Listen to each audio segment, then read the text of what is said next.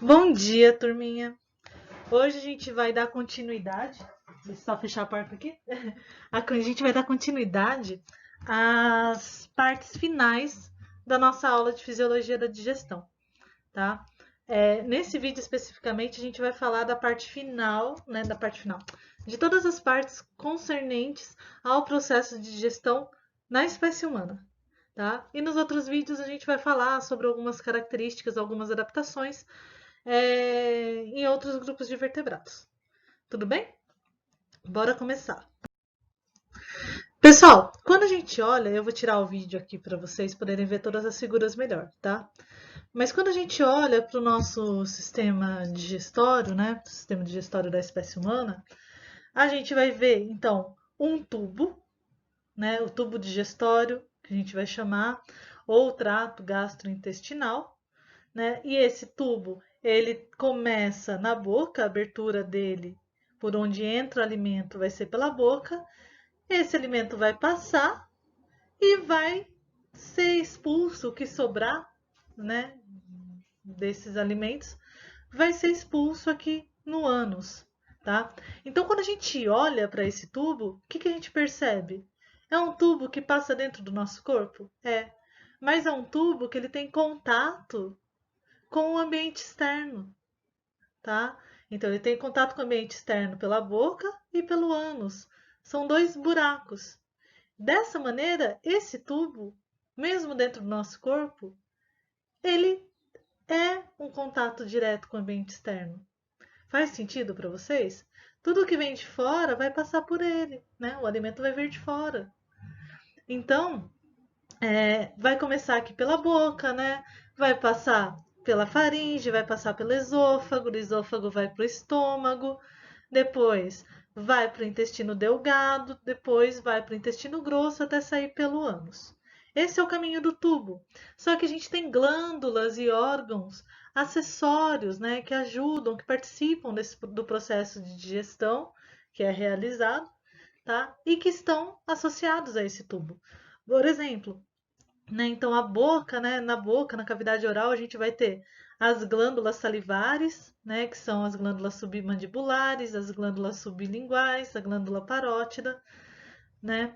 Aí a gente vai passar pelo faringe, esôfago, vai chegar no estômago e depois, quando chegar no intestino delgado, a gente vai ter associação com o fígado e a sua vesícula biliar, vai ter associação com o pâncreas, tá? Então a gente tem todas essas estruturas, né, que unidas elas vão fazer parte do trato gastrointestinal também. E esse trato gastrointestinal, a gente sempre pensa na questão do alimento, né? Da digestão, a quebra do alimento em partes menores, partes que são absorvidas pelo nosso organismo e vão servir para os nutrientes vão servir para inúmeras funções celulares. Mas a gente também tem que pensar que esse trato ele vai atuar, vai ter outras funções, como por exemplo uma extremamente principal, que é a função de sistema imunológico, né? De atuar na imunidade, tá? Por quê? Porque a gente está trazendo coisas de fora para dentro do nosso corpo, tá? E o nosso tubo está em contato com as coisas de fora, né? Ele faz parte, digamos assim, do ambiente externo. Então, o que é de fora está entrando. A gente tem que selecionar o que pode entrar e o que não pode. Mas a gente já vai falar um pouquinho mais para frente. Então, eu falei lá dos órgãos, né, das glândulas acessórias. E em 2016 e 2017, final de 2016, começo de 2017, alguns cientistas da Suíça ou da Noruega, algum país assim, eles publicaram alguns artigos no qual eles classificaram um novo órgão do sistema digestório, tá? E esse novo órgão se chama mesentério, tá? Eles já conheciam o mesentério, mas eles não conheciam como órgão, tá? Por quê? O mesentério ele vai ser uma estrutura, tá, contínua, agora a gente sabe que é uma estrutura contínua, que une o intestino à parede do abdômen e permite essa sustentação, que o intestino fique no lugar dele, tá? Não caia, não se amontoe. Não, que ele tenha aquela estrutura É mais ou menos como a gente vê nos esquemas, tá? Além disso, de dar essa união e essa sustentação, o mesentério é o que vai fornecer também a irrigação sanguínea, né? Grande parte da irrigação sanguínea que vai chegar no intestino. Então, é uma curiosidade, tá? Para vocês saberem mesmo que tem esse novo órgão, tá? É uma novidade que a gente tem aí descoberto há cerca de 3 anos. Vamos começar então a falar como que acontece o processo de mastigação. E aí agora a hora que vocês vão tomar café da manhã assistindo essa aula, tá? Vocês vão sentindo tudo, tá? Durante essa aula, é uma aula prática, tá? Primeiro de tudo, quando vocês começam a pensar no alimento, tá? Geralmente a gente não acorda com fome, né? É difícil acordar com fome. Vai variar de pessoa para pessoa, de situação para situação. Mas quando bate a fome, tá? De manhã, no momento que for bater a fome em vocês, vocês vão começar a pensar no alimento, vocês vão começar a procurar o alimento, vão olhar para aquele alimento e aí vocês vão começar a, a ter ações que vão permitir que vocês se alimentem. Por exemplo, nossa, comecei a sentir o estômago roncar, né? Então, o que está acontecendo? Por que o estômago está roncando? Comecei a salivar. O seu corpo, então, ele começa a se preparar para receber aquele alimento, né? E é te gerar um impulso para que você se alimente. Então, você pega seu pãozinho, seu leitinho, né? E senta para acompanhar a aula. Pegou, passou o requeijão, a manteiga, o que vocês quiserem no pão, a Nutella, vocês vão levar esse pão para a boca. O que vocês vão fazer? Tá? Vocês vão começar a mastigar esse pão. Tá?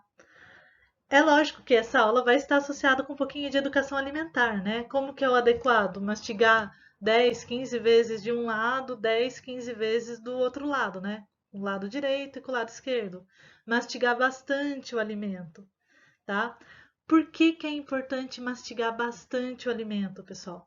Porque o processo de mastigação, ele vai fazer aqueles dois tipos de digestão que a gente conversou, a digestão física e a digestão química.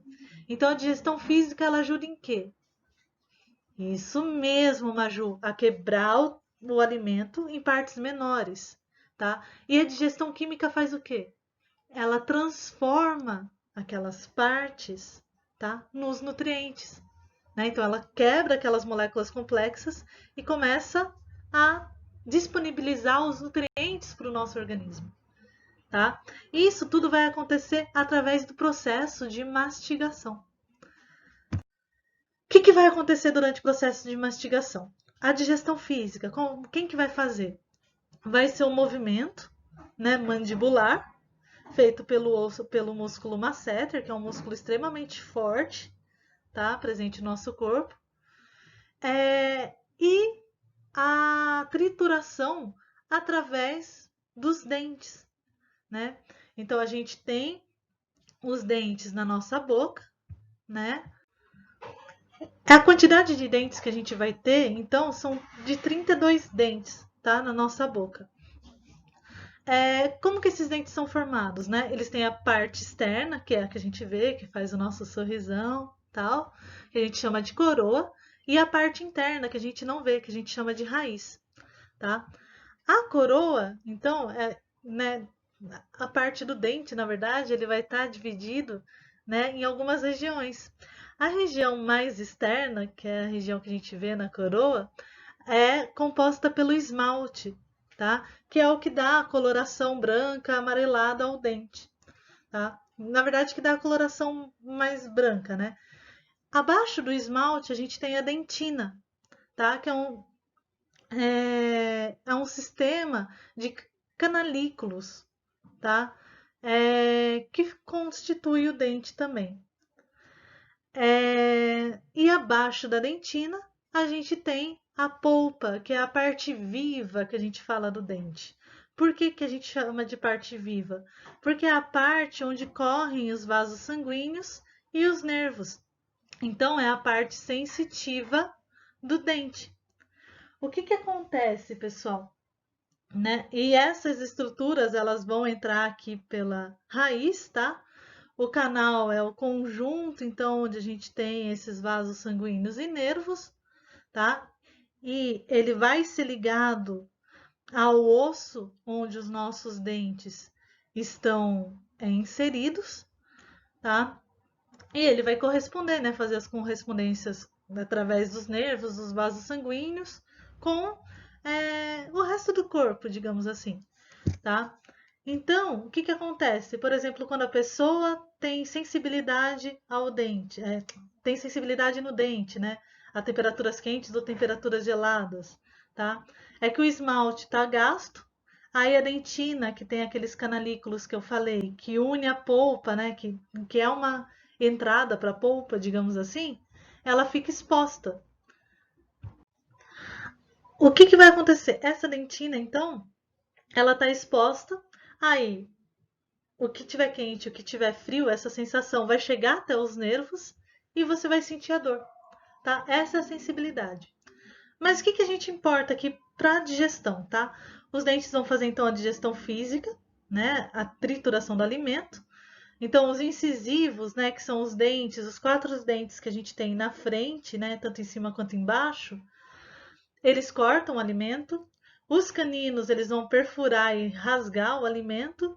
E os molares e pré-molares, que são mais traseiros, estão mais atrás, eles vão ajudar a moer o alimento. A importância de mastigar bastante, então, é que você vai moendo, triturando esse alimento e reduzindo a partes cada vez menores. Qual que é a importância de você reduzir a partes cada vez menores, pessoal? Você aumenta a superfície de contato dessas partículas de alimento. Para que que é interessante aumentar então a superfície de contato? Para, pessoal, a gente entrar na parte da digestão química, tá? Para você permitir que as enzimas ajam nessas partículas de alimento, tá? E qual vai ser a primeira chegada de enzima que a gente vai ter? Lá na boca mesmo, junto com a saliva, tá? Então, a saliva, ela vai ser um líquido, né, composto de água, composto de enzimas, né, como a amilase salivar, que tem o nome de pitialina também, tá? De uma enzima que a gente chama de lisozima, que é uma enzima antibacteriana. Vai ter anticorpos nesse líquido. E esse líquido ele é secretado pelas glândulas parótida, tá? Que fica aqui mais traseira, né? Atrás, perto do ouvido, digamos assim, da glândula sublingual, que está abaixo da língua, e da glândula submaxilar, tá? Então, essas glândulas, elas vão secretar a saliva. Ao longo do dia, a gente produz cerca de 1,5 litro de saliva, tá? A gente baba bastante, tá?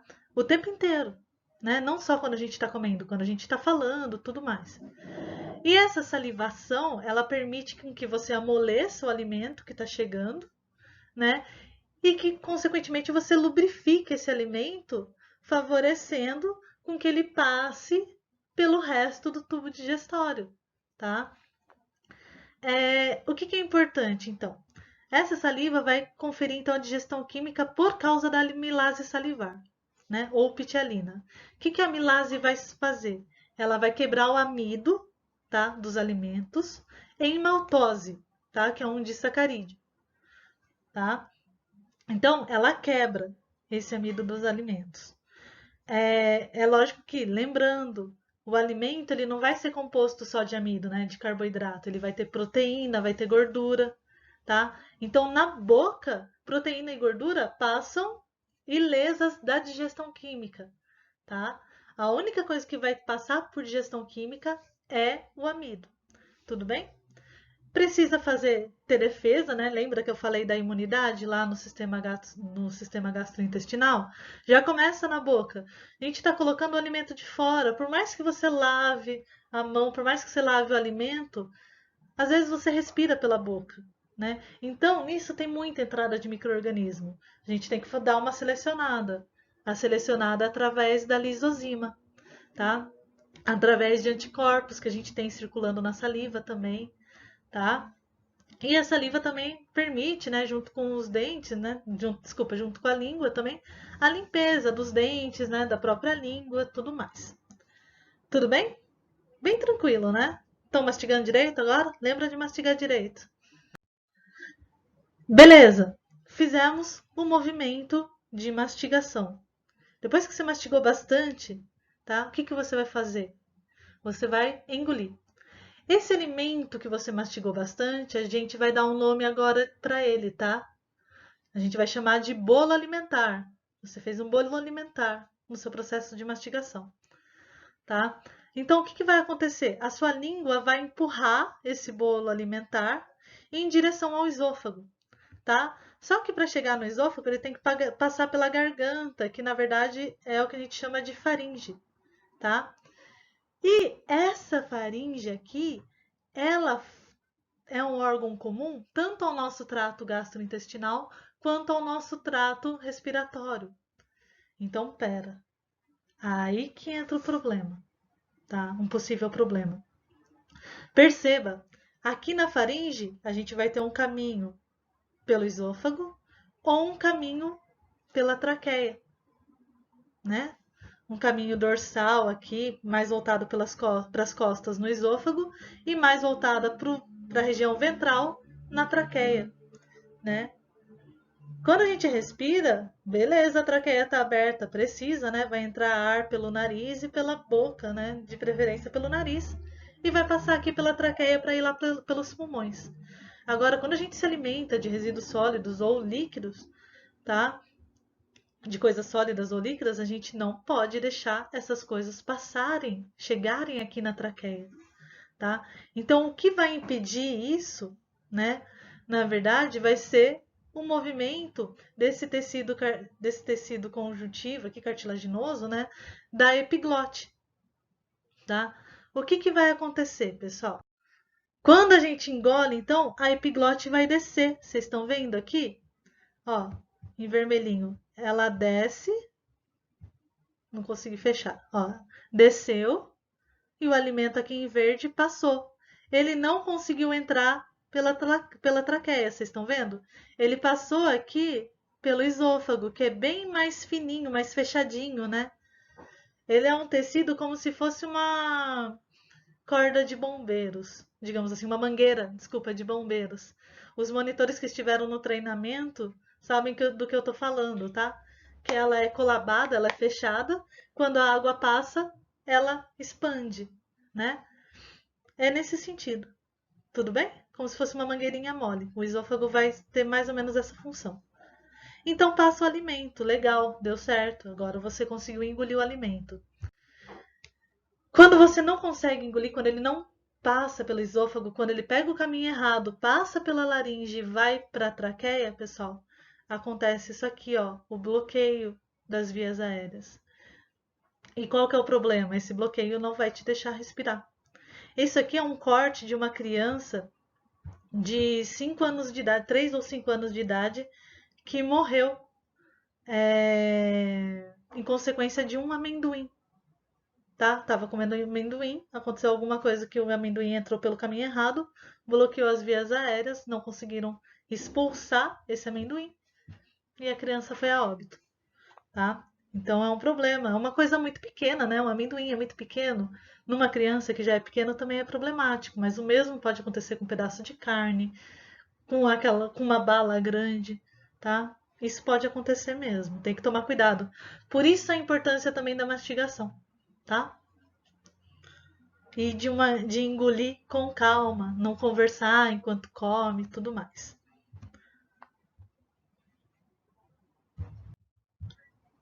Então aqui a gente tem uma imagem, né?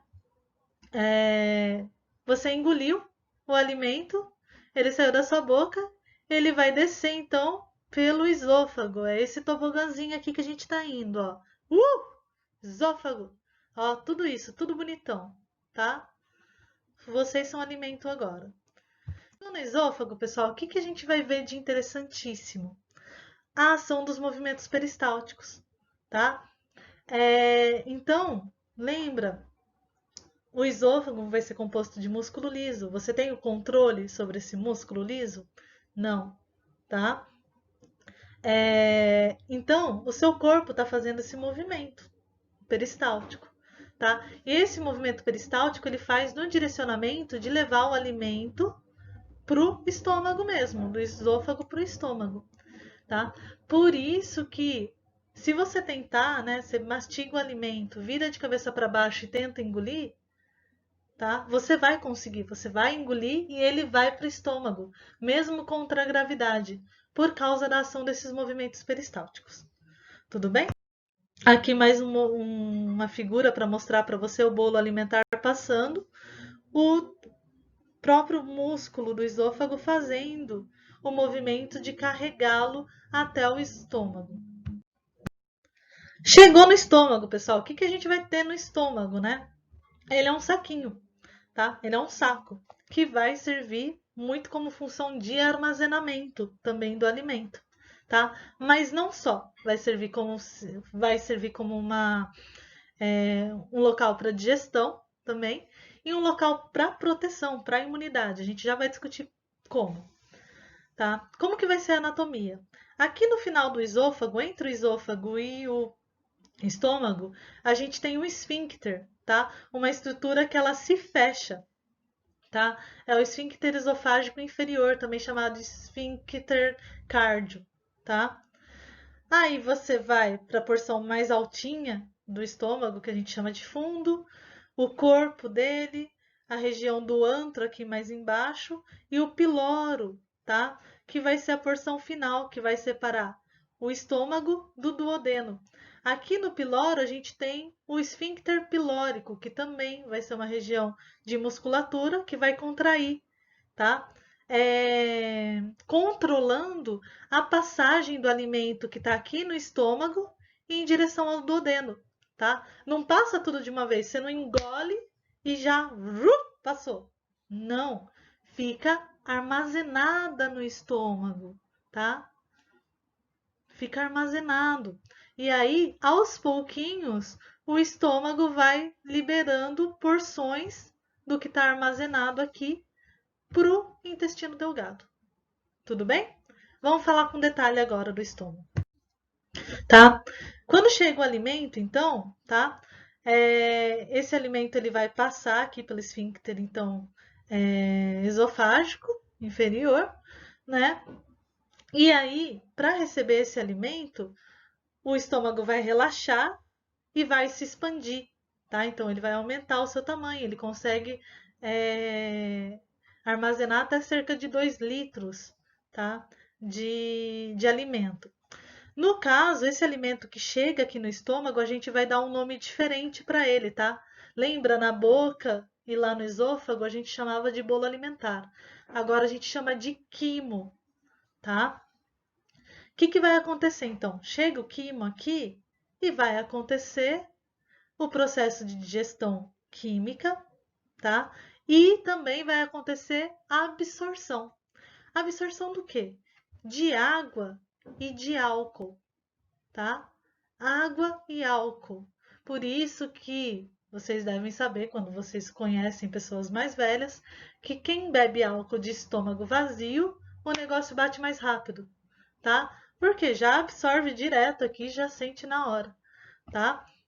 Absorve água também, a água que vocês estão bebendo, também grande quantidade é absorvida aqui no estômago, tá? E o processo de digestão do alimento, a gente vai chamar de quimificação, tá? A transformação do quimo. Por que é importante a gente ter aquele esfíncter, né? A gente falar daquele esfíncter do esôfago, entre o esôfago e o estômago, pessoal? Porque esse esfíncter, depois que o bolo alimentar passa para o estômago e chega aqui, onde ele vai ser digerido, no suco gástrico, né? Nas secreções que são secretadas pelo estômago, tá? Esse suco gástrico, vocês já sabem, é muito ácido, tá? Ele não pode voltar, ele tem que ficar aqui no estômago, tá? O estômago é um órgão adaptado não, desculpa. Ele é adaptado de uma maneira que ele consegue, né? Resistir a essa acidez desse suco gástrico, tá? O estômago tem essa adaptação, o esôfago não, tá? Então chegou o alimento aqui no estômago, o esfíncter esofágico se fecha, tá? Para não deixar que o ácido com o alimento volte através de corrida, de algum esforço mais forte, né? Um esforço físico que vocês façam logo depois da alimentação. Ou, por exemplo, quando vocês deitam, tá? Só que acontece, por algumas características da alimentação, característica genética, idade, enfim, o esfíncter de algumas pessoas ele permanece aberto, tá? Ele permanece relaxado, um pouquinho aberto. E aí, uma parcela desse suco gástrico sobe para o esôfago, tá? E isso a gente chama de refluxo, tá? Ele volta, né, para o esôfago. E aí você sente aquela acidez, né, meio em cima, assim, aquele gosto meio ácido, tal, que você sente que tem alguma coisa errada acontecendo, tá? Esse é um dos motivos que acontece o refluxo, então, por causa dessa abertura do esfíncter. Aí, quando a gente olha, então, pro estômago, pessoal, né, para a parede do estômago, a gente vê, então, que essa parede, ela é cheia de aberturas aqui, ó, de reentrâncias, estão vendo? E essas reentrâncias são as glândulas estomacais ou as glândulas gástricas, tá? A gente tem bastante curvatura aqui, né? Aumentando a superfície de contato, aquela expansão que o estômago dá, tá? E aqui entradas, né? Essas entradas que são as glândulas gástricas. O que é essa glândula gástrica, pessoal? Vai ser uma estrutura, tá? Formada por várias células diferentes entre si, com funções diferentes, tá? É lógico que para o ensino médio,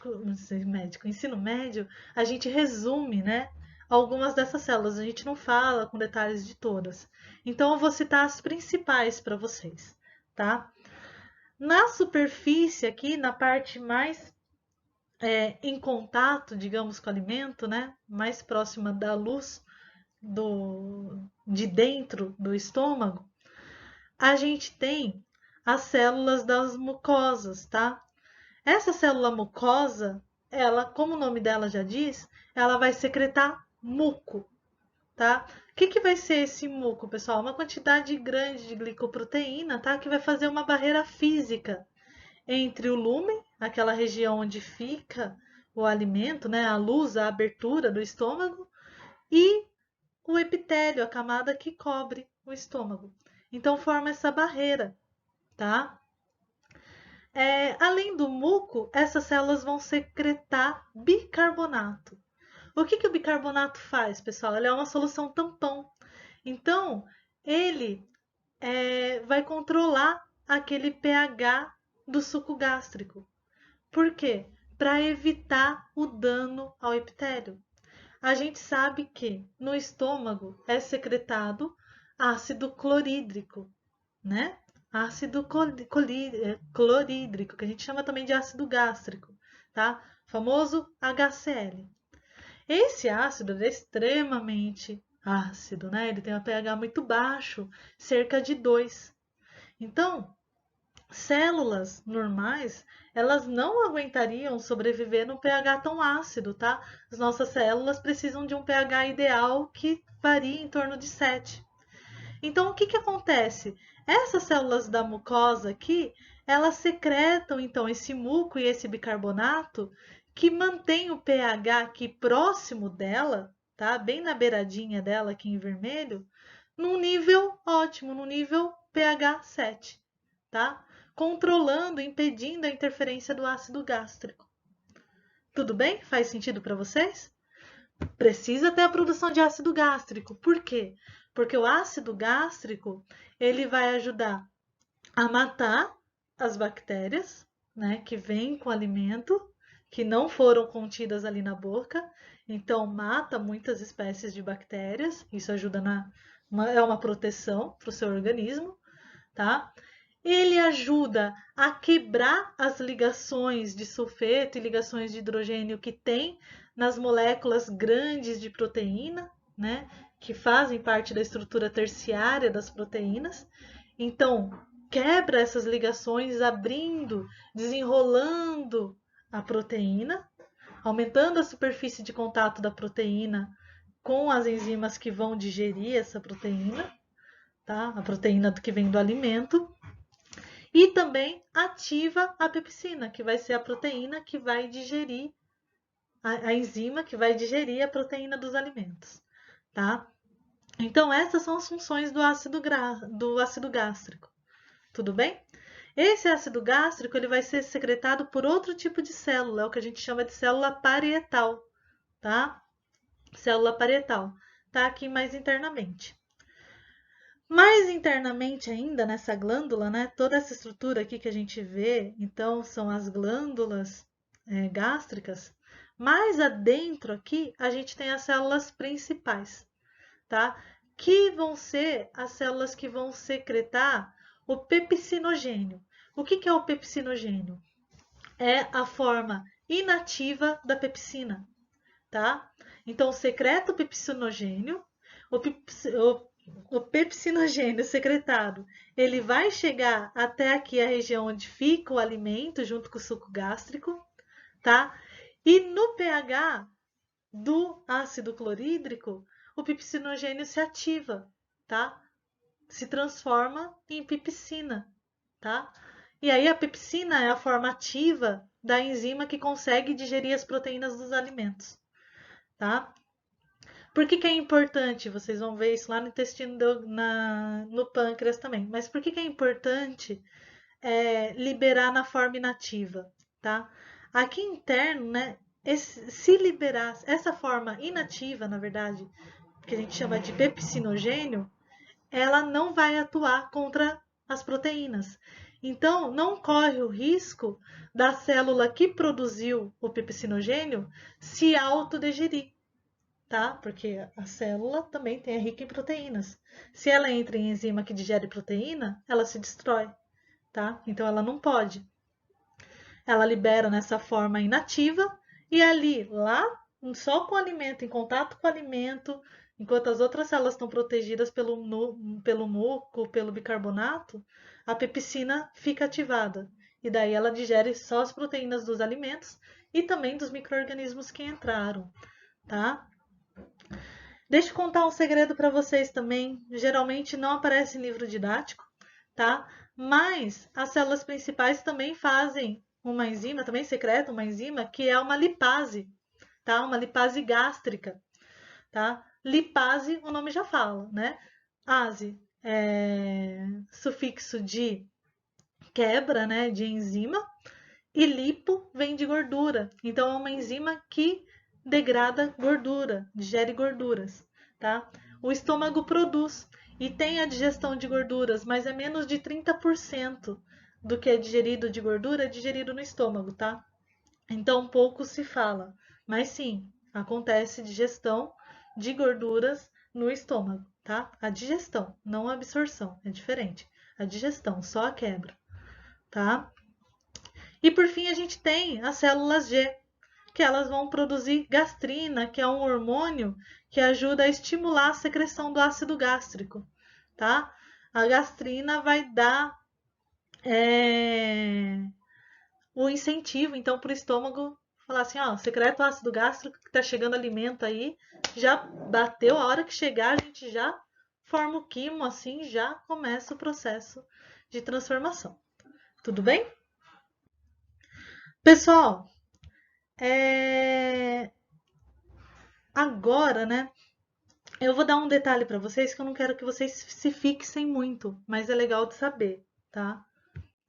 Galerinha que vai prestar medicina, em particular, já fica de olho, tá?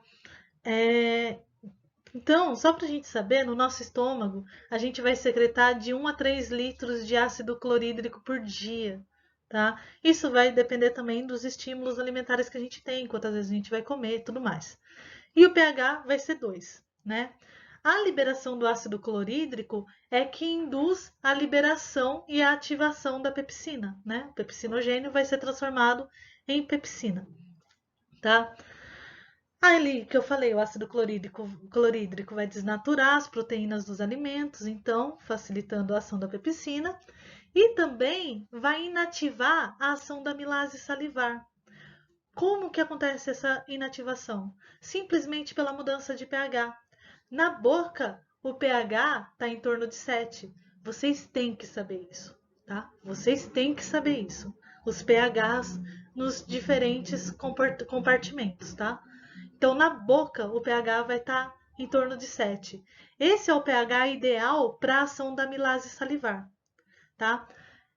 Quando a gente ingere, então, quando a gente engole o bolo alimentar, ele está misturado com saliva, tem amilase salivar ali, vai passar pelo esôfago, vai chegar no estômago.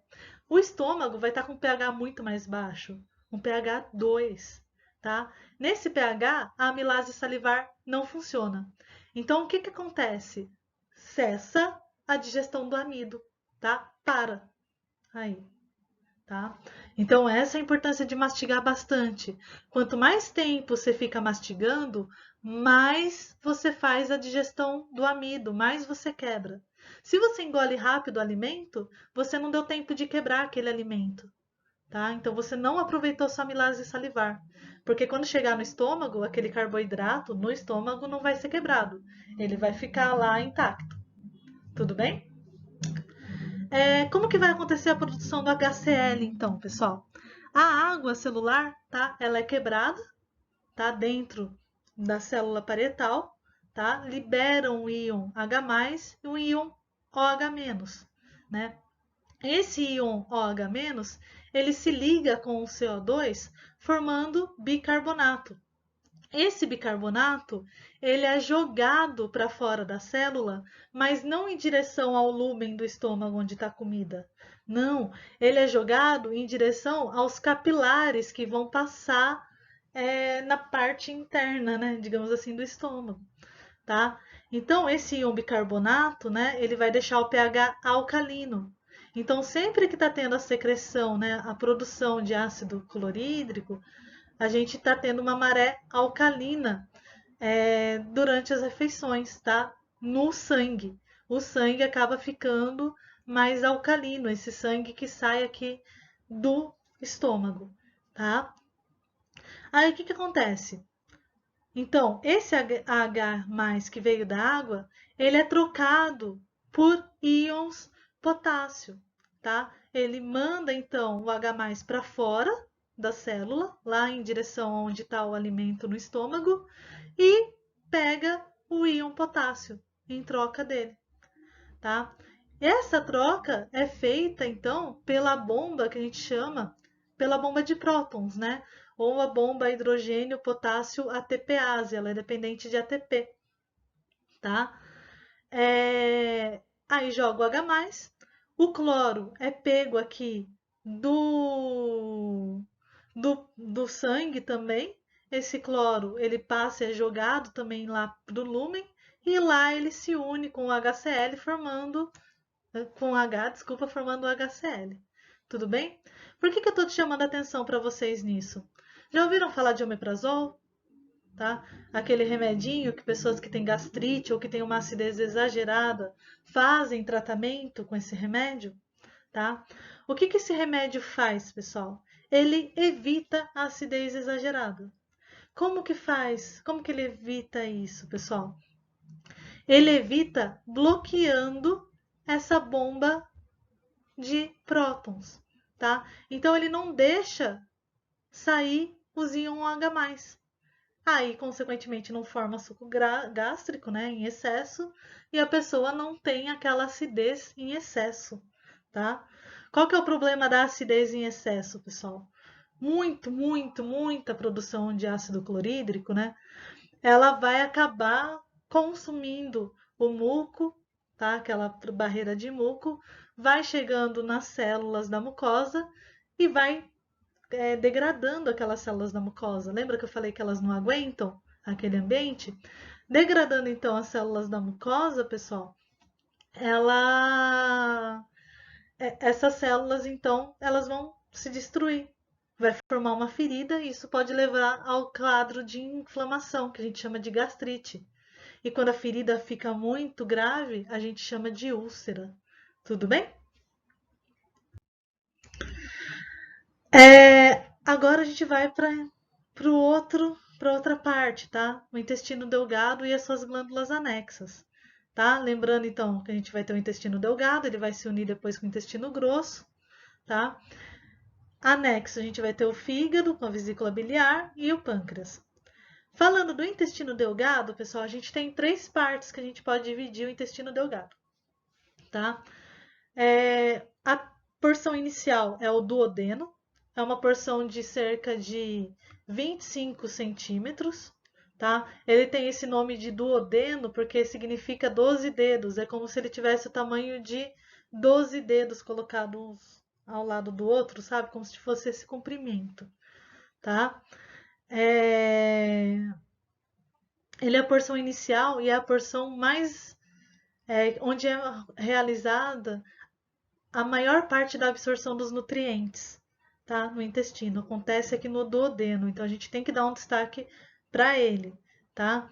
O que eu vou explicar agora para frente, né, do intestino delgado, eu vou estar me referindo basicamente ao duodeno, tá? Depois do duodeno, a gente vai ter a porção do jejuno e depois a porção do ilho, que é a porção final que conecta o intestino delgado ao intestino grosso através do seco, seco, tá? Assim como no esôfago, no estômago, no intestino delgado, tá? A gente também vai ter um peristaltismo, tá? E no intestino delgado, esse peristaltismo vai ser mais lento ainda, tá? Por quê? É o movimento de empurrar, né, aquele alimento, né? Quando o alimento chega no intestino delgado, a gente dá o nome de quilo, tá? Então, vai empurrando esse quilo devagarzinho, porque daí você vai segurando o tempo, favorecendo com que esse quilo entre em contato, né, com as enzimas, ele vai estar em contato com as enzimas e que tenha a absorção dos nutrientes, tá? E aqui eu vou dar destaque pra gente, pessoal, para uma coisa muito importante. Olha só, a gente, né, no nosso organismo, a gente vai ter cerca de, por dia, 5,5 litros de alimento líquido e secreção que vai entrar no intestino, tá? Essa secreção é tudo, tá? É a secreção salivar, é a secreção do estômago, tá? Tudo isso vai entrar no intestino, junto conforme o alimento for entrando, tá? E o intestino, ele vai produzir cerca de 3,5 litros de secreções, né? Na verdade, vão vir secreções do fígado, do pâncreas e junto com a secreção intestinal. Então, tem cerca de 9 litros que passam pelo nosso trato gastrointestinal por dia, tá? Isso quer dizer muita água. Desses 9 litros, 7,5 litros de águas nesse componente são absorvidos no intestino delgado. Então, é muita absorção. Muita absorção. Você pega, então, do que está lá na luz e manda para dentro do corpo, né? Manda agora para o sangue, que vai disponibilizar esses nutrientes para os outros tecidos, tá? Como que vai acontecer essa absorção, pessoal? Quando a gente olha para o intestino delgado, a gente vai ver curvaturas, né? Ele tem várias curvas que a gente chama de pregas, várias dobras, tá? Tem várias pregas, então, a gente vai chamar de pregas. Na parede desse intestino também, a gente vai ver como se fosse um pente, tá? Uma série de montanhas, digamos assim, tá? Que a gente vai chamar de vilosidades, tá? Essas vilosidades, elas têm várias células. Eu acho que vocês não conseguem ver, mas isso aqui é uma célula, isso aqui é uma célula, tá? Várias célulazinhas aqui, tá? E cada célula que a gente vai chamar de enterócito, ela também tem microvilosidades, tá? Então, vilosidades é quando a gente encontra na parede do intestino. Microvilosidade são as expansões da membrana plasmática, tá? Das células do intestino, Tudo bem? É o que a gente vê no microscópico, digamos assim, tá? Para ficar mais fácil de vocês guardarem. Também é conhecido como borda em escova, tá? Isso aqui é uma foto, uma microscopia verdadeira. Olha a expansão, tá? O que vocês acham que essas microvelocidades fazem, pessoal? Tá? São várias dobras, né? Imagina se a gente pegasse todas essas dobras e a gente pudesse esticar. O quanto aumentaria a área do intestino? Vocês conseguem imaginar? É gigantesco, pessoal, é gigantesco esse aumento, tá? Então, o que acontece? Maior área para absorção. Isso permite maior área para absorção, tá?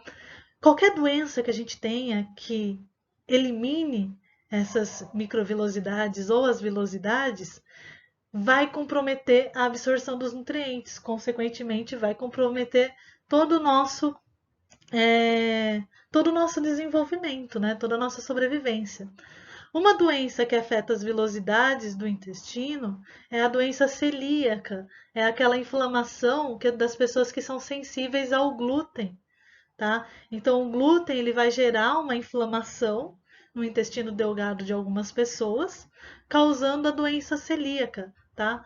Então, essas velocidades aqui, que antes eram uma curva, né, aumenta a superfície então de absorção, elas ficam assim, tipo, como se fosse retinho.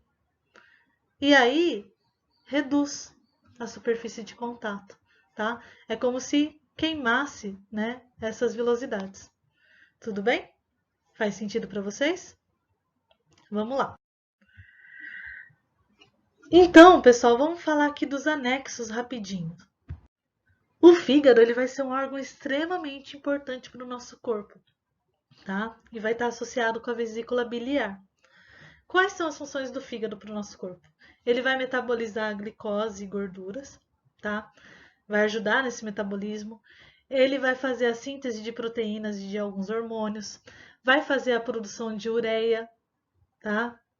Vai fazer então a produção de ureia, que vai depois ser eliminada.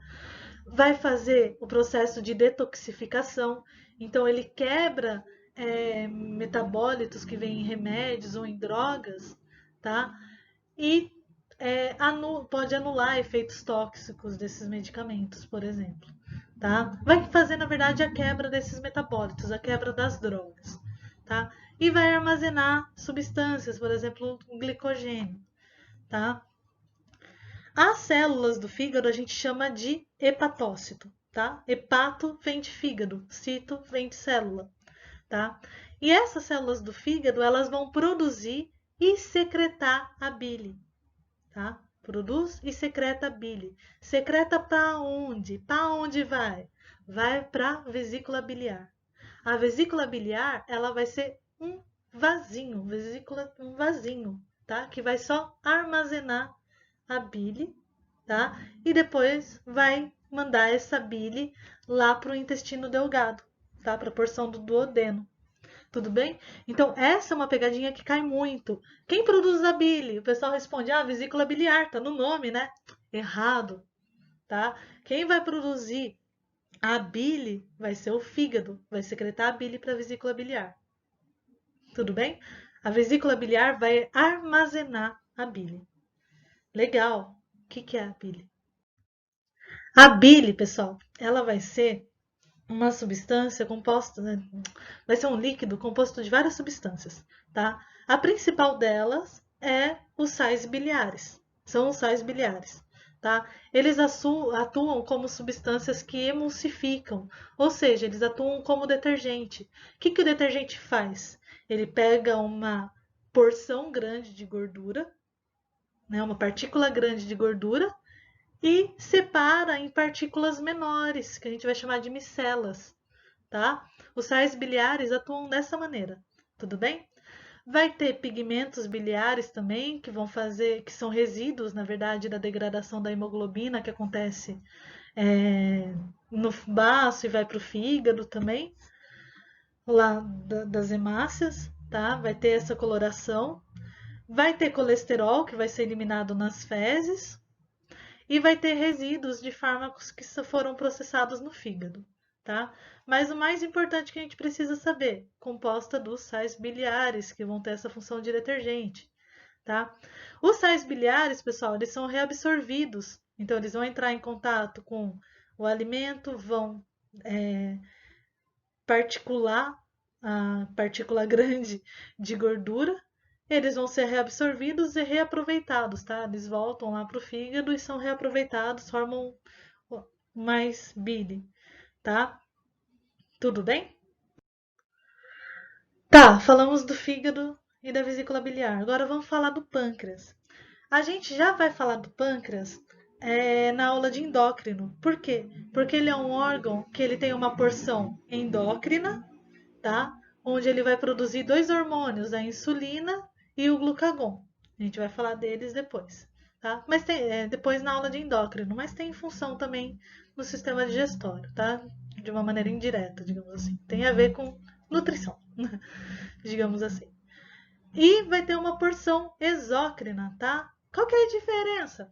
Endócrino vai secretar substâncias para dentro do corpo, tá? E o exócrino vai secretar substâncias para fora de um tubo, tá? Por exemplo, vai secretar para o tubo que vai levar até o intestino delgado, que é um outro tubo, tá? Então, exo vem de fora, significa fora. Essas substâncias exócrinas, essa porção exócrina do pâncreas, o que ele vai secretar? Enzimas digestivas, tá? Vai secretar o suco pancreático. Nesse suco pancreático, então, a gente vai ter enzimas digestivas e vai ter bicarbonato de sódio. De novo, o que o bicarbonato faz, pessoal? Solução tampão, vai neutralizar a acidez, tá? Então, ele vai neutralizar a ação do HCl que vai passar junto com o alimento, quando ele sai aqui do estômago e vai para o duodeno, tá? Então, o bicarbonato vai ser necessário. E vai colaborar para deixar o pH do intestino delgado, nota mental, presta atenção, pH 8 no intestino delgado, tá? Vai ser nesse pH 8 que as enzimas do pâncreas e as enzimas que vão ser secretadas pelo intestino delgado, que a gente já vai ver, vão atuar, tá? Ah, mas não funciona no estômago? Não, por quê? Porque no estômago tem pH 2, tá? Suas enzimas, cada enzima vai atuar no seu melhor pH, tá? A pepsina vai ser maravilhosa no pH 2. Chegou no pH 8, perde a função. Tudo bem? E outras enzimas, no entanto, vão ter ótima função no pH 8. Quais serão essas enzimas, então, do suco pancreático, pessoal? A amilase, tá? Vai ter algumas amilases, a amilase pancreática, tá? Que a gente vai chamar geralzão, tá? A amilase faz o quê? Quebra, então, o amido em maltose, tá? Vai secretar proteases, como, por exemplo, a tripsina, tá? Proteases vão quebrar o quê? Proteínas, tá? Em peptídeos, tá? Vai secretar a lipase. Opa, lipase. Vai fazer o quê? Digestão de gordura, tá? A maior parte da digestão de gordura. E vai secretar nuclease, que vai quebrar o quê? RNA e DNA. A gente vai aproveitar o que vem da quebra deles, tá? Os nucleotídeos. Vai quebrar, então, RNA e DNA em nucleotídeos. Tudo bem? Nota mental aqui. Primeiro de tudo, protease, tá? São várias proteases. Eu dei destaque aqui para a tripsina, tá? De novo, as células, elas vão secretar a tripsina na sua forma inativa, que a gente vai chamar de tripsinogênio. Quando a enzima está na forma inativa, ela tem o sufixo gênio, tá? Secreta na forma inativa para que a tripsina não haja nas células do pâncreas. Aí, esse tripsinogênio, né, junto com todas as outras enzimas aqui, elas vão passar por esse canalículo e vão chegar até o duodeno, tem uma abertura, tá? Também, junto, né, perto aqui associado, a gente tem o ducto biliar, que vai levar a bile da vesícula biliar até a abertura que vai aqui para o duodeno também, tá? Então, os sais biliares, eles não vão agir na vesícula biliar, eles vão agir no duodeno, tá? O suco pancreático, ele não vai agir no pâncreas, ele vai agir no duodeno, tá? Eles são liberados aqui dentro, tudo bem? Isso é importante, não confundam, tomem cuidado com isso. Por que é importante não liberar na forma ativa? Porque, se essas enzimas, essas proteases, começarem a degradar o pâncreas, você tem uma infecção super grave, que a gente chama de pancreatite, de maneira geral, tá? Uma inflamação, desculpa, não infecção. Uma inflamação super grave, tá? Que pode te levar à morte em dias, tá? Super necessário. Tudo bem? Então, olha que bonito, pessoal. Estão vendo aqui, ó, bile sendo produzida onde? No fígado, sendo armazenada onde? Na vesícula biliar. Perfeito. A bile passa aqui, então, pelo ducto biliar e passa, tá? Vai passando. E o pâncreas vai passando também o seu suco pancreático. Ambos vão chegar aqui no duodeno. E aí, agora a mágica acontece e a gente volta a explicar o que tem no duodeno. No duodeno, então, pessoal, o que vai acontecer lá, né? Vai acontecer digestão, tá? Vai acontecer uma digestão. E essa digestão a gente vai dar o nome de quilificação. Então, aquele quimo que veio do estômago, tá? Quando ele chega no duodeno, ele fica associado com o suco pancreático, com o suco biliar, né? E também com o suco entérico, ou seja, as enzimas produzidas no intestino delgado, toda aquela mistura a gente chama de quilo, tá? E o processo de digestão daquele quilo a gente chama de quilificação. É importante saber, tá fora de moda, tá? Tá cada vez mais saindo de moda esses termos quilo, tá? Mas às vezes algum vestibular pode perguntar e aí vocês têm que saber, tá? Então lá, de novo, bolo alimentar, boca, tá? Boca e esôfago. Estômago, quimo, processo de quimificação, digestão no estômago. Intestino, quilo, tá? Quilificação, processo de digestão no intestino, tá? É bom focar, pessoal. Vamos lá. O intestino delgado também vai produzir as suas enzimas. E detalhe, são as enzimas que vão fazer as quebras finais para absorção pelas células do intestino delgado, tá? Então a gente vai ter a produção de disacaridases, tá? Que vão quebrar a maltase, as disacaridases, que a gente vai chamar de maltase, sacarase e lactase. O que elas vão quebrar? Maltose, sacarose e lactose, tá? Quais vão ser os produtos finais? Glicose, galactose e frutose, aqueles monossacarídeos que são absorvidos pelos enterócitos, as células entéricas, as células do intestino delgado. Tudo bem? Lembra, precisa quebrar em porções pequenas os nutrientes para que eles sejam absorvidos, tá? Tem que lembrar, então. A gente tem outros tipos de carboidratos, pessoal, que não são digeridos, tá? Por exemplo, a sucralose e a celulose, tá? No intestino humano, a gente não tem as enzimas, que seriam a sucralase e a celulase, tá? Então, a gente não faz digestão no contexto geral, porque se eu contar um segredo para vocês, que a gente tem bactérias, poucas, mas tem em algumas regiões do mundo, algumas pessoas têm bactérias que produzem celulase e conseguem degradar celulose. Mas assim, a gente ainda não generalizou esse conhecimento, tá? A gente está tentando entender mais. E são poucas bactérias, tá? Não é uma grande quantidade. Então a gente fala que não tem digestão de celulose, tá? Na espécie humana. É mentira! Tem exceções, mas a gente fala que não tem. Tudo bem? Na espécie humana, tá bom? A gente não produz essas enzimas, tá? Naturalmente, tá? Outros seres vivos também, outros mamíferos não produzem essa enzima. Quem vai produzir são as bactérias ou protozoários que estão na microbiota, que constituem a microbiota, que a gente já vai falar mais para frente. Tudo bem? Desculpa aí o adendo. Essa aula é muito legal de dar, pessoal, é muito legal mesmo.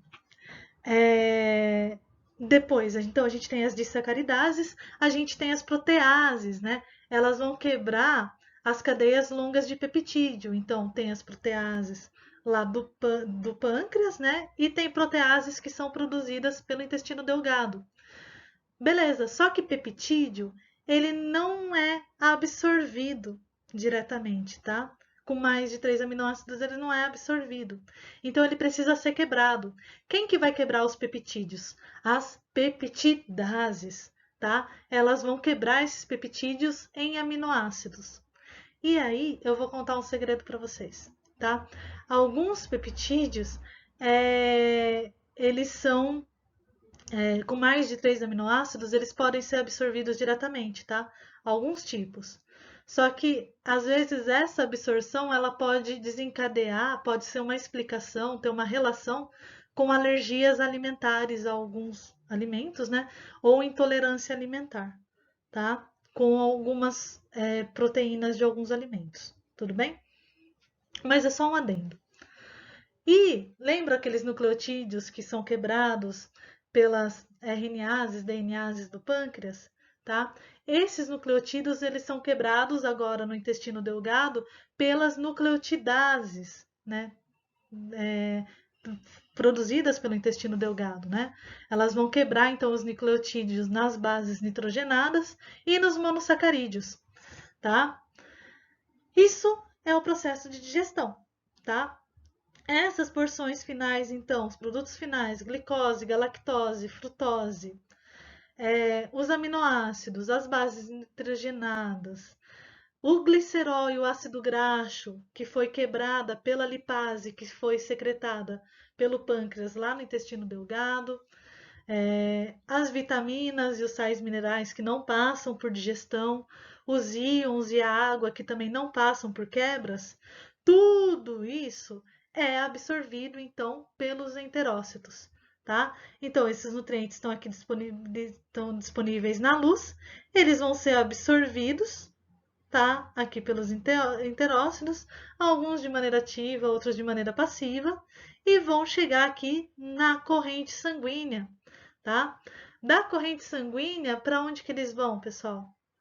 Vão através de um sistema de veias, né, que a gente vai chamar de sistema porto-hepático, vai para onde? Para onde? Vai pro fígado, tá? Porque daí o fígado vai controlar a liberação dos nutrientes, tá? Porque drogas também vão ser absorvidas aqui, enfim, tudo isso vai pro fígado e o fígado vai controlar o que fazer com os nutrientes, como mandar para a corrente sanguínea, tá? Tudo bem, pessoal? Desculpa, é bastante tempo, é bastante coisa. Imagina se fosse presencial, tá? Por isso que eu falei que ia atrasar o conteúdo. Agora, a anatomia do intestino grosso, pessoal. Quando a gente olha para o intestino grosso, então, a gente tem uma porção do que a gente chama de seco, né, que é a porção que liga com o intestino delgado. Essa porção tem uma ramificação, digamos assim, que a gente chama de apêndice, tá?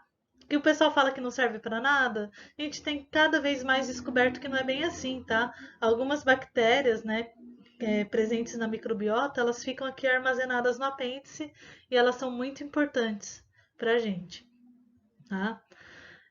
Depois a gente tem o cólon ascendente, o cólon transverso, a porção do cólon descendente, a porção da curvatura que a gente chama de cólon sigmoide e a porção final, que é o reto, tá?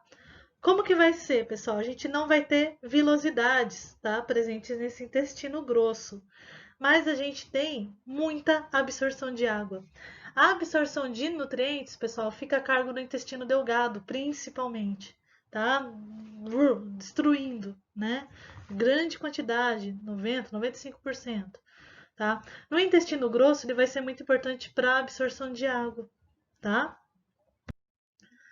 Então, a gente vai ter esse intestino grosso, ele vai fazer movimentos de massa no que ele vai ajudar a formar o bolo fecal, né?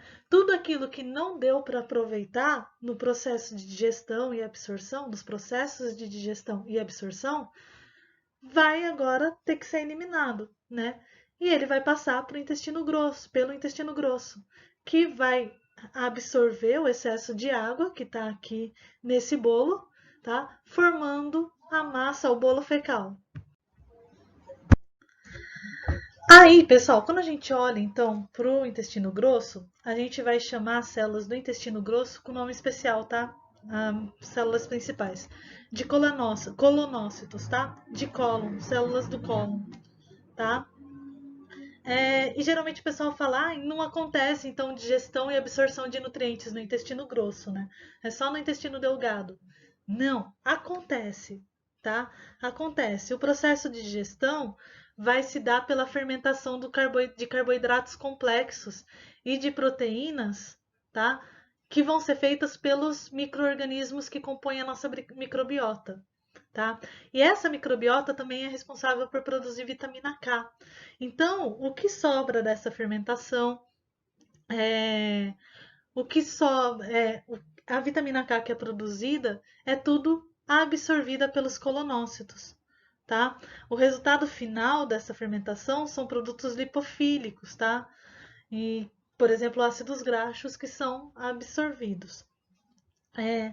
Microbiota, pessoal, se eu fosse falar aqui, ia dar mais uma aula imensa, tá? Se eu fosse ser bem sincera com vocês.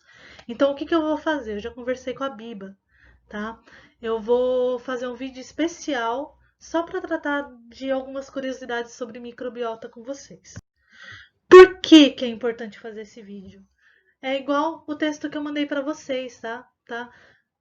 Cada vez mais a microbiota tem sido associada com diferentes tipos de doença, Alzheimer, é, alguns tipos de câncer, tá? Com várias coisas, tá? Até mesmo com relações comportamentais, tá?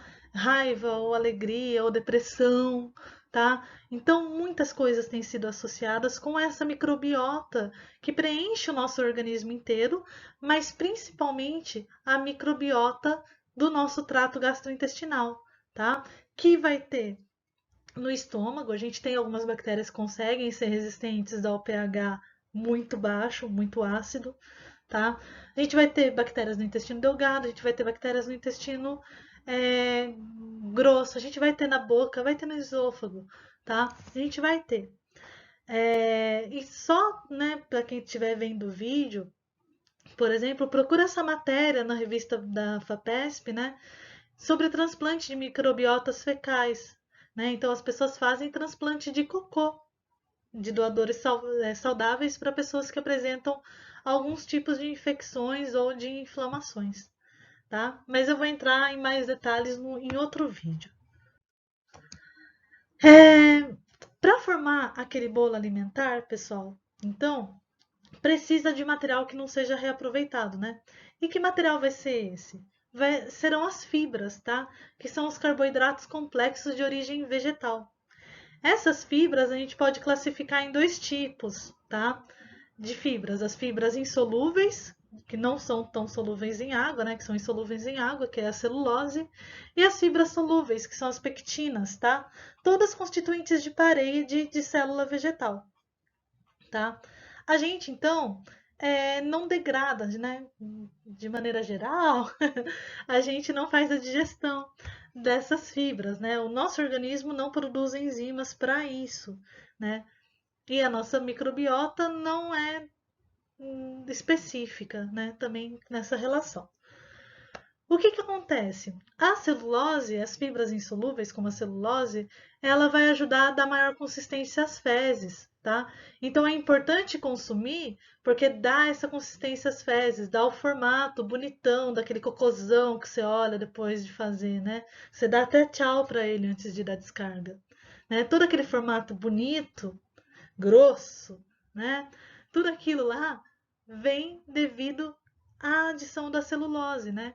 E essa celulose ela é proveniente do consumo de folhas e raízes dos vegetais, tá? E outras, as fibras solúveis, né, elas também vão ajudar a dar consistência às fezes, não tanto quanto a celulose, mas vai dar também, tá? Só que qual que é a importância?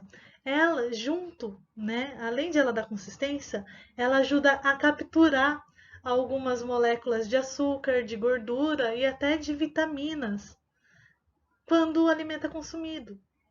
Então, isso pode ter vantagens e desvantagens, né? Se você come pouca gordura, muito pouco açúcar, muito pouca vitamina, né? Você come muito pouco e come muita fruto, por exemplo, muito fruto que tem muita pectina, é, aquilo que é necessário, né? Os micronutrientes que são necessários, os nutrientes, desculpa, que são necessários, tanto macro quanto micro, eles podem ir embora porque eles se grudam nessas fibras solúveis.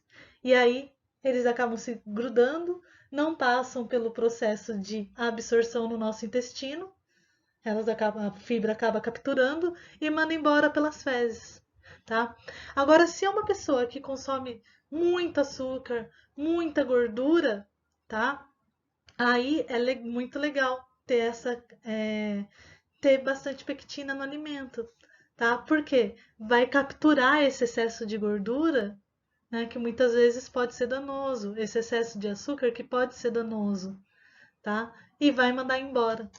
Então, sempre vai depender da alimentação controlada, né?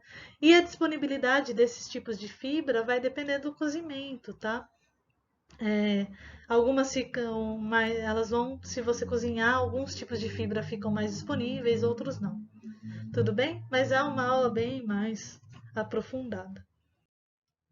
Então tá lá, estamos formando, olha lá. As partículas de alimento estão formando o cocôzinho. Passou, no sigmoide, chegou no reto. E aí, pessoal, aí chega aquela sensação, né?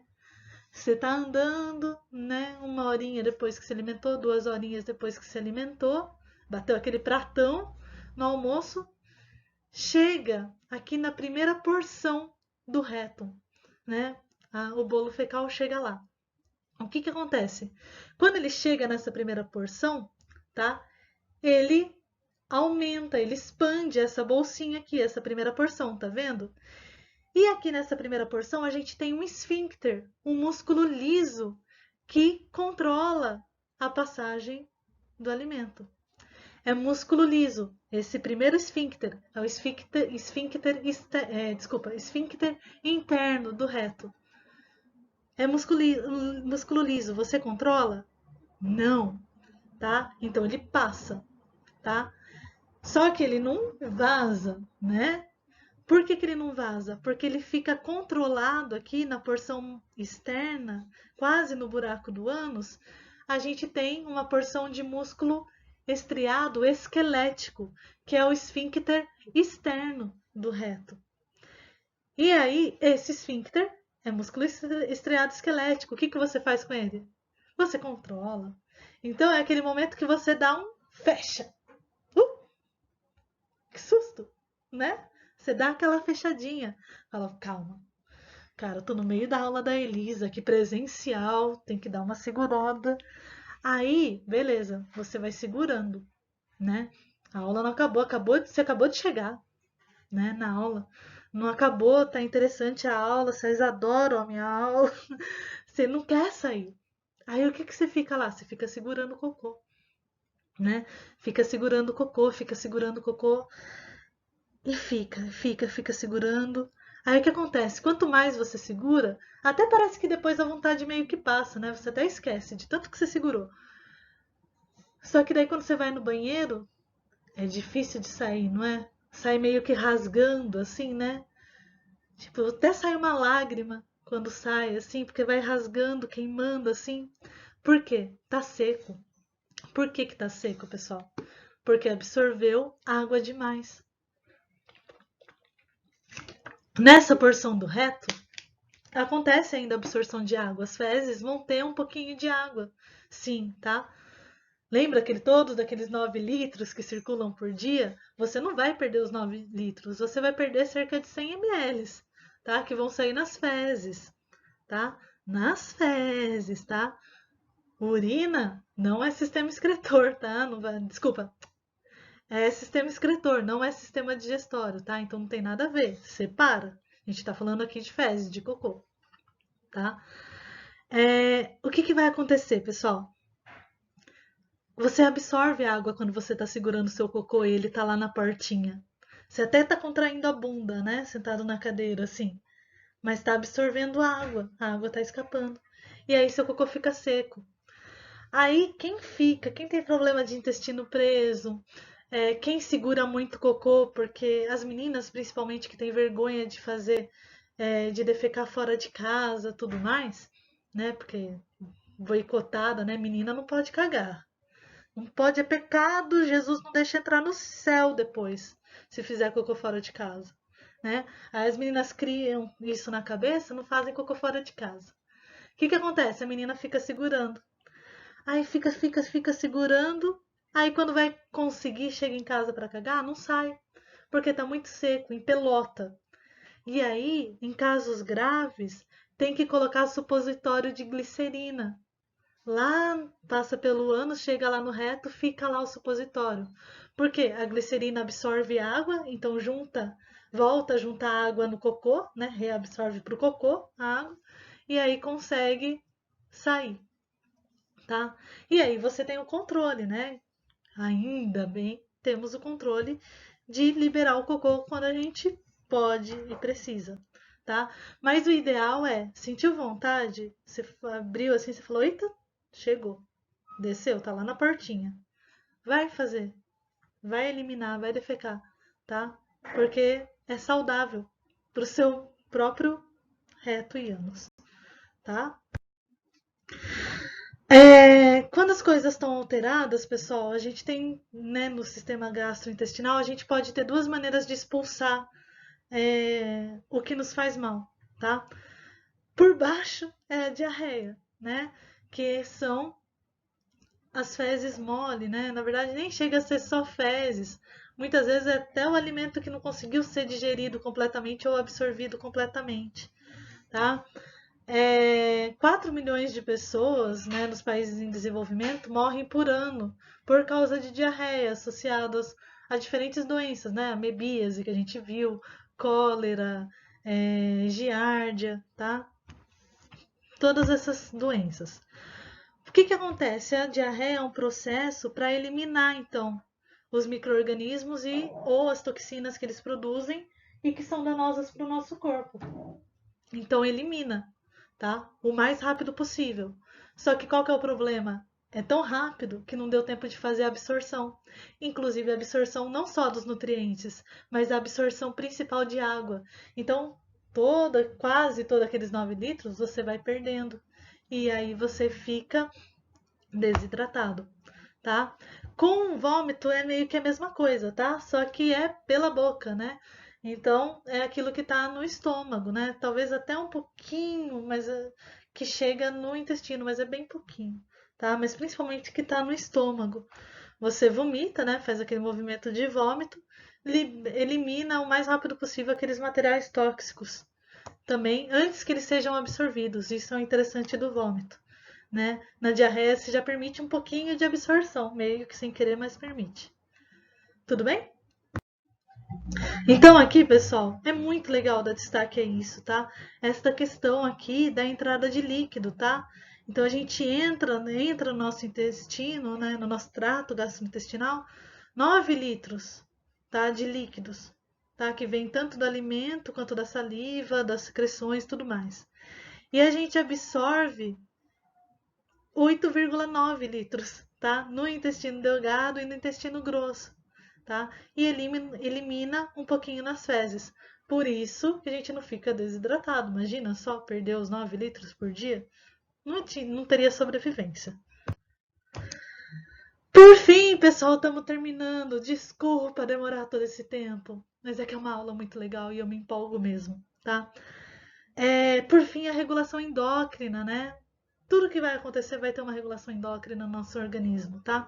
E aqui eu vou adiantar essa regulação endócrina que acontece no trato gastrointestinal, tá? O que vai acontecer, pessoal? O estômago e o intestino delgado, a partir do duodeno, vão produzir hormônios, tá? Que vão regular o estômago, o intestino delgado, ou a vesícula biliar e o pâncreas, tá? Então, o primeiro, né, que a gente vai ter é a gastrina. A gastrina, como a gente já viu, secretadas pelas células G, né, lá na parede estomacal mesmo, ela vai ajudar a secretar suco gástrico. Então, ela estimula a secreção do ácido gástrico, tá? E também estimula a fome, né? O preparo do estômago, aquela coisa de vamos comer. Estou produzindo ácido gástrico, tem que misturar com alimento, tá? Então, ela estimula a fome, ela aumenta a fome, tá? E ela vai ser induzida também, a produção desse hormônio é induzido quando você vê a comida, tá? Então, nossa, você viu aquele bolo maravilhoso, cheio de cobertura, aquele churrasco, né? Aquela salada gostosa. Você já viu aquilo? Já começou a salivar? A gastrina já começou a ser produzida, tá? E quando chega também o alimento no seu estômago, né? Os peptídeos, os aminoácidos do alimento também induz a produção dessa gastrina, tá? Ela é produzida no estômago e ela age no estômago. Tudo bem? Aí, outro hormônio, a colicistoquinina, tá? Geralmente vocês vão ver pelas siglas CCK ou CCQ, tá? Essa colicistoquinina, ela vai estimular a secreção das enzimas pancreáticas, tá? Então, ela também estimula a secreção das enzimas pancreáticas, tá? Ela estimula a contração da vesícula biliar, tá? Então, ela vai agir nos dois. E vai promover também a saciedade, tá? O que ela vai fazer de inibição é que ela, já que ela estimula, né, junto com a saciedade, ou seja, com aquele não estou mais com fome, ela vai inibir também o esvaziamento gástrico e a secreção ácida. Então ela atua, né, ela é produzida no intestino delgado, vai atuar na vesícula biliar e no pâncreas, tá? E no estômago, tá? O que vai dar o estímulo para a produção da colicistoquinina? A chegada dos ácidos graxos, tá? E alguns aminoácidos que vão vir dos alimentos. E por fim, a secretina, também produzida no intestino delgado, tá? Ela vai estimular o pâncreas. O que ela vai fazer no pâncreas? Ela vai estimular a secreção de bicarbonato pelo pâncreas, tá? E aí, então, lembrando, colicistoquinina estimula as enzimas do pâncreas e a secretina estimula o bicarbonato do pâncreas, tá? E também a secretina vai atuar no estômago, impedindo o esvaziamento gástrico e também a secreção ácida, tá? O que vai induzir? O ácido que veio junto aqui do estômago vai induzir a secreção, a produção de secretina pelo duodeno, tá? Tipo, ai, tá ácido, secreta bicarbonato. É isso, tá? Vai ser essa a função. E por fim, pessoal, só para comentar com vocês a questão da obesidade, tá? A gente vai ter um hormônio também que está muito associado com a obesidade, que se chama leptina. A leptina, ela é produzida pelos adipócitos, tá?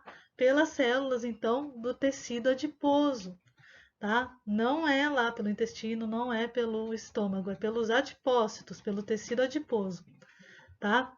Então, conforme tem um aumento de tecido adiposo, tá? Mais tem produção e secreção de leptina, tá? Só que a leptina, ela reduz o consumo alimentar, tá?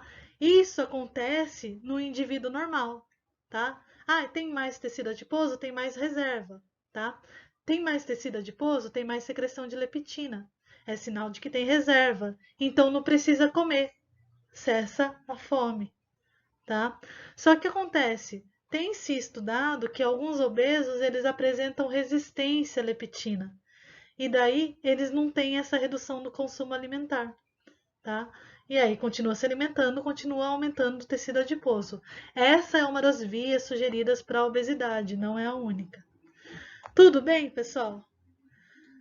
Obrigada pela paciência, tá? E a gente continua no próximo vídeo, tá? Beijo grande!